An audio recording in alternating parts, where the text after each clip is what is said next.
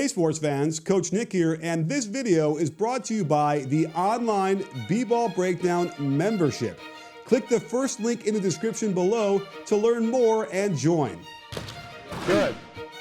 The Portland Trail Blazers advanced to their first Western Conference Finals in 19 seasons.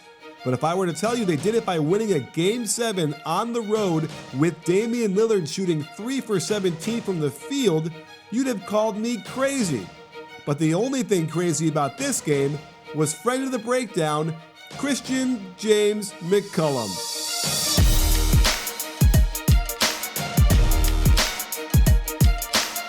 Before we get into CJ's heroic play, let's go back to the first half, where the Nuggets had as much as a 17-point lead. The ball was moving crisply from the low post back to the perimeter, and I like this pass into immediate pick and roll, where Gary Harris can take his time before dissecting Enes Kanter's turnstile defense.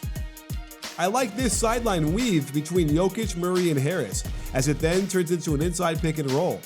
Gary Harris was aggressive but under control, as he uses a good right foot pivot for an up and under softly off the glass. The two-man game between Murray and Jokic will be the new Stockton to Malone, but with Jokic utilizing his pet shot, the off-foot righty floater. This handoff back into ball screen action works so well for them out top, making it almost impossible to keep the ball out of the lane where Murray gets his own floater to drop. The transition attack by the Nuggets was also killing the Blazers. Even when they were back in position, Harris splits two defenders for the quick dunk. When you've got major miscommunication getting back, plus Kanter screening his own teammate, it just felt like this game was over before it barely started. And this layup through the whole defense by Monte Morris built the lead to 17. The situation looked dire for the visiting team. So what went wrong with the Nuggets? For one, they only shot 37% from the field as a team. Pointing the finger further, Paul Millsap went 3 for 13, and Jamal Murray 4 for 18 from the floor. Remove their shots, and the rest of the Nuggets shot a respectable 45%. Denver did a good job with ball movement to force a mismatch, and you'd think Millsap would get a good look against McCollum. Turner helps one pass away, but rather than kick it out for an open three, Millsap forces the issue just as Plumlee was bringing his man right to the ball. Zach Collins' stellar play continued with his vertical jump and block, and the Blazers get the stop. The refs were reluctant to call too many fouls in an effort to let the players decide the game, but Millsap under the hoop with a smaller Evan Turner on him has got to be 2 points no matter what. Instead, he throws it off the backboard too hard. And into the fourth, he gets 2 tries right at the basket, but Collins blocks it without jumping, and Evan Turner blocks him again. Yikes. With Jokic and Plumlee in together, they like to set double ball screens for Murray, who then does a snake in the grass as he bobs and weaves around the court, but his floater game was simply not there all night. Attacking Myers Leonard with a Jokic screen, he gets another ho-hum floater that he normally knocks down, but the pressure was getting to him and he short arms it. Damian Lillard also laid an egg with his shooting, missing 14 of his 17 shots, but he managed to contribute with his passing. Denver decided to defend the pick and roll by hedging, which means the ball screener's man will step up to the ball to prevent him from turning the corner. It's a decidedly old school way to defend, and Dame and CJ would split these all night long. Once in the lane, Jokic must step over to stop the ball, leaving an easy bounce pass for Kanter to step through and lay it in. When Dame wasn't splitting the hedge, he was dragging the dribble out along the three-point line, taking the much slower Plumlee with him. Notice how Dame waits to give this ball to Leonard even though he was open here.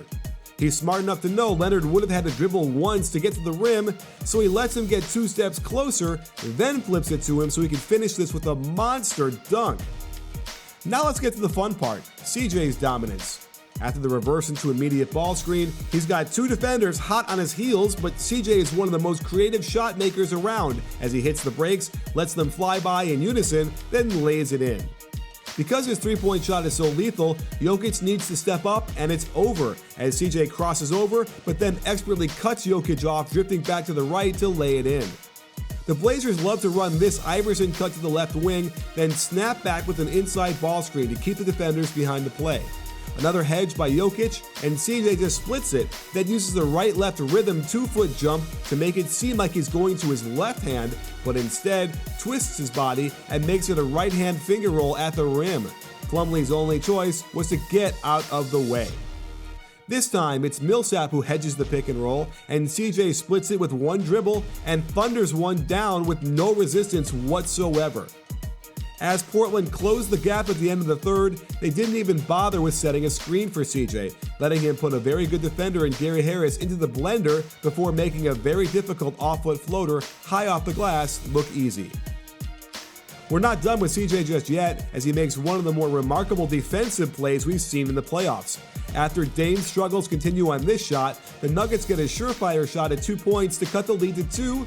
First, credit to Curry's hustle and speed to distract Murray with a swipe, and then CJ swoops in from behind in a very LeBron-like way to just block this ball out of there. I mean, not only did this preserve their precarious lead, but it had to inspire a team that needed all the inspiration it could get in a hostile environment. Inside 3 minutes, Lillard takes one last stab at a drive, but Millsap jumps backwards away from the contact. Lillard can't convince the refs there was enough, and it's finally clear it's simply not Dame's night. Down 3, the Nuggets can't waste any time getting into something. More two-man game with Murray and Jokic, who pops to the three-point line. Kanter can't close out this poorly, basically forcing Jokic into the open lane for another patented off-foot righty runner. Portland moves into CJ mode. They're going to set him a screen until he can make something happen. You're not going to believe it, but they hedge it again. So CJ splits it again, picking up the dribble at the elbow for an open jumper that barely moves the net. In comparison to how Denver is guarding the screen and roll, notice how Kanter drops to contain until Harkless can recover.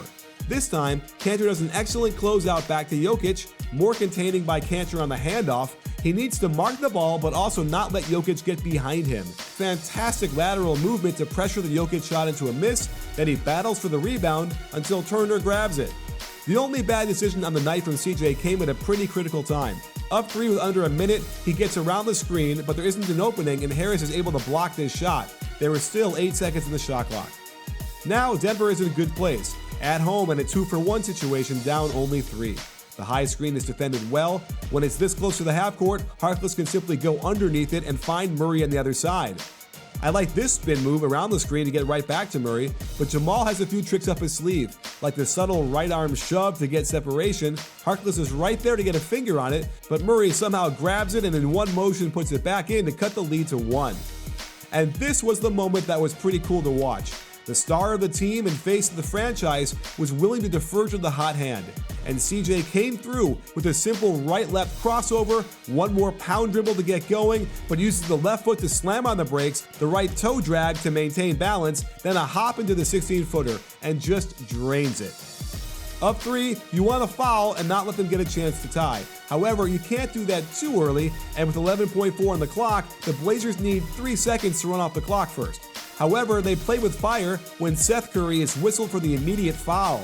Had this been a dead ball foul, it would have been 1 free throw and the ball back. Luckily for Portland, the referees deemed the foul to be during live play, so Jokic just gets 2 free throws. Jokic chokes the first one, throwing a major wrench into the Nuggets' plans. This is interesting. Watch Plumlee face away from his man inbounding the ball. He then sticks with CJ way into the backcourt, opening up a 4-on-3 for Portland. Dame gets it right back to Turner, who's got no one on him. The best play would have been to take a dribble to the hoop, then fire it to a wide-open CJ, who could then take even more time off the clock. But the defense fouls Turner, he's clutch with both free throws, and that's it. The Nuggets run out of time, and the Blazers move on. Denver had the youngest team in the playoffs this year, and this experience is fantastic for them, and I have no doubt they'll come back next year ready to make a serious run at the NBA Finals. Portland will now give us an incredible backcourt matchup with Golden State. I'll argue it'll be the best backcourt overall the Warriors have faced so far. And I know we're going to get some incredible games. Sports fans, if you enjoyed this video, then I've got a new online basketball membership where I share with you the best of what NBA teams are doing to help you be more successful on the court. Click the first link in the description to learn more. And don't forget, check your settings to make sure you get notified each time we drop a new one. After all, at BBallBreakdown, we're not a channel, we're a conversation. You in?